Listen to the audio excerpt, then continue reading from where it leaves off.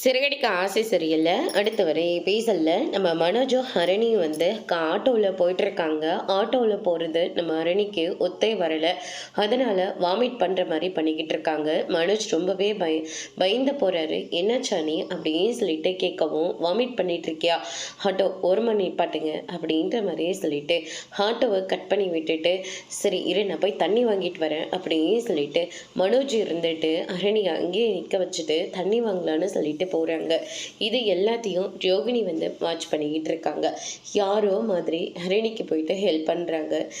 இது இஞ்சி மிட்டாய், இதை சாப்பிட்டா இந்த வாமிட் பிரச்சனை எதுவுமே வராமல் இருக்கும். உங்களோட ஸ்கின்னு வந்து கொஞ்சம் டார்க்காக இருக்குது, வெயிலுக்கு இது ஒத்து வரலை, அதனால் கொஞ்சம் ஃபேஷியல் பண்ணிக்கோங்க, இது என்னோடய கார்டு அப்படின்னு சொல்லிட்டு பார்லரோட கார்டை கொடுத்துட்டு ரோகிணி அங்கேருந்து கிளம்புறாங்க. சரி பார்லருக்கு போகலான்னு சொல்லிட்டு ஹரணி ரோகிணியை பார்க்குறதுக்காக போகிறாங்க.